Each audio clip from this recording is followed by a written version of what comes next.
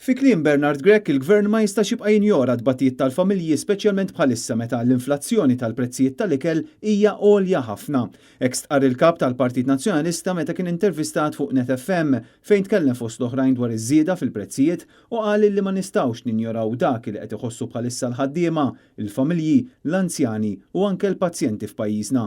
L-spending power tal-familji tagħna. Kuljum qiegħed jonqos u l-Gvern x'qed jagħmel assolutament xejn. Il-mediċini issa mhux biss out of stock, mhux biss ħafna mediċini out of stock, flok il-mediċina li għandhom bżonn ċertu pazjenti qed tuhom il-ġenerika jew xejn, mhux hekk biss.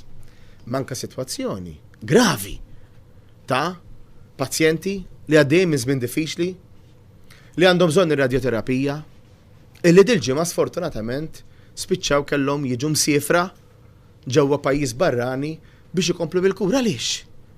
Għax għandna gvern li ma jippjanax. U fil-waqt li għaddej dan kollu stqarr Bernard Grech, il-Gvern qed joħroġ il-miljuni b'mod abbużiv f'kuntratti u direct orders nefqiet li kompletament ma jagħmlux sens jew li huma dubjużi. Min qiegħed iħoss il-problema tal-kwalità ta' ħajja, min qiegħed iħoss illi kull ġurnata li jmur jixtri jsib illi għandu bżonn iktar flus biex jixtri l-istess affarijiet u ħafna affarijiet bażiċi u mhux kapriċċi. Min qed isiba diffiċli biex isifer, pereżempju, dik il-mawra fis-sajf li kien imdorru li jsifer darba fis-sena jew forsi anke iktar drabi. Min qed isiba diffiċli joħroġ jiekol mal-familja fejn qabel forsi joħroġ iktar spiss. Min lanqas jista' jagħmel dak il-kapriċċ li wara kollox li toħroġ tiekol, li toħroġ iddeverti ftit mhux kapriċċ ta' x'kulħadd għandu bżonn l-iżvok tiegħu. Dawn huma kollha tnaqqir mill-kwalità tal-ħajja ta' kull wieħed u ta' kull waħda minnha. Matul l-intervista Bernard Grech fakkar fl-abbozz li reġa' ġie preżentat mill-Oppożizzjoni u li fih 11 il-proposta l-ġid taċ-ċittadini Maltin u Mewġin, emendi fil-liġi li huma bbażati fuq ir-rakkomandazzjonijiet tal-inkjesta pubblika li kienet saret wara l-qtil tal-ġurnalista Defni Caruana Galizja.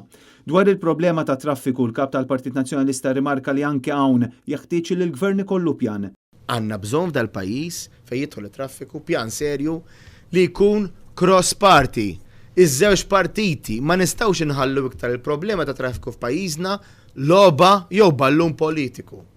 Irridu naqblu fuq pjan fit-tul ta' 10, 20, 30 sena li jitla' min jitla' fil-gvern irridu nżommu ħontrek u nwettquh. Intant meta għadda rimarki tiegħu dwar il-mod kif ġiet iffirmata l-liġi tal-IVF, il-kap tal-Partit Nazzjonalista kien kritiku għall-attitudni li ħal President ta' Malta u stqarr illi din kienet biss logħba.